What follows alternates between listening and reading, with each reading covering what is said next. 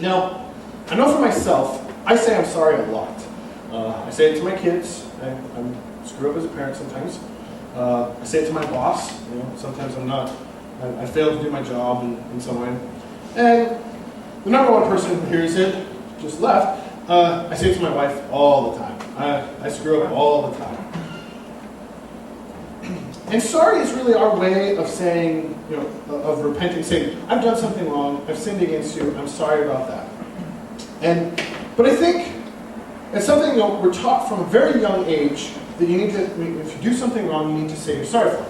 But also at a very young age, I think we see the sinful nature shine through of people. And I have a perfect example. This happened about 2 weeks ago. So 2 weeks ago, I wasn't here. I was camping with my parents. And I don't think very many of you have met my parents, but I love my mom and dad. But they grew up raising boys. Me and my brother, that's it. And my mom wasn't exposed to a lot of the princess stories, or my brother and I were busy shooting each other with guns, playing Legos, and getting in fist fights. And that was the extent of it. So now she's got two granddaughters. Yes. And so she's got two granddaughters, and she loves to tell them stories. Nursery rhymes, princess stories, all that. But she gets kind of confused about this. So she was sitting down with Maddie and Annora while we're camping, and she tells them the story of Hansel and Gretel, which I'm sure all of you know. The children go off in the woods, and the witch comes and captures them, and then the witches are trying to fatten one of them up, and then they push the witch into the stove, and they escape, they eat the house, and everything's happening. So she tells this to Maddie, and we're kind of making fun of my mom. Oh, you got this wrong, blah, blah, blah. We come home. It's about 2 days later, and Shalisa's baking cookies in the kitchen. And so she's got the oven turned up, and it's preheating up to 350 degrees, and the oven door is closed and stuff.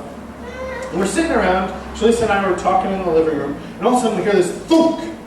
And then we look over, and there's Annora laying on the ground, and she begins crying and screaming her head off. What in the world happened? So we run over there, what happened? And Maddie turns to Shalisa and says, well, I was trying to put Annora in the oven.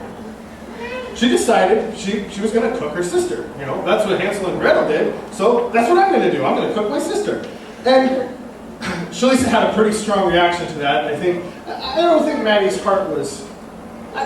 she didn't understand what she was doing here, but she was like, Maddie, you cannot do that. You can't try and push your sister in the oven. And so she brings about correction, and she tells Maddie that she needs to apologize to Annora. And Maddie gave one of those classic childhood responses that I think we all did as children. All of us as parents have heard this before. Maddie, you need to tell Annora, what do you say? You need to tell her you're sorry. I'm sorry. Just this sarcastic, glib. I need to say the words, I'm sorry, but I'm not really sorry. I'm sorry I got caught. I'm sorry I'm sorry I'm going to get punished. I'm sorry for a lot of things, but I'm not sorry for what I did. I'm just sorry that I have to say I'm sorry. That's what they're most sorry about.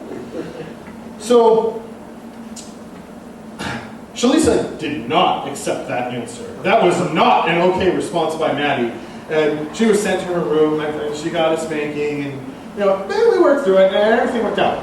But in the same way that Shalisa did not accept that answer from Maddie, in the same way I think a lot of us want to give that answer to God.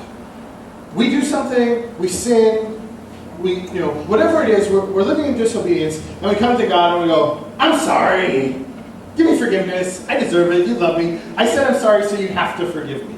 But our heart isn't that of true repentance. It's one of, I want to use God to get what I want. I'm sorry I got caught, give me my forgiveness. Well, in the same way that Shalisa doesn't accept that response from Maddie, God doesn't accept that response to us. He wants to see true repentance. So, in these 5 verses, we see what true repentance really looks like. And the people came and said, John, what should we do? And I'm sure they were expecting John to admonish them and to give them these big tasks. I'm thinking they were probably ready to, they were thinking, John's going to tell them to go build a leprosy clinic, or go take care of some people that are living in famine, feed the hungry.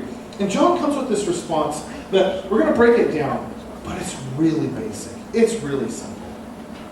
The first thing that he says here is he says, if you have 2 tunics and you see somebody that doesn't have one, give them one. If you have some food and you see somebody that doesn't have any, give them some. Basically, he's just saying, be generous. You don't have to build a clinic, just be generous. And the tax collectors come and say, John, what should we do? And John just says, you've got a job to do. It's collecting your taxes. Just don't cook the books. Just take what you need. Take whatever is required by law and no more. In other words, don't lie. You don't have to lie to these people. Just take what you need. That's it. And the soldiers come and they say, what should we do?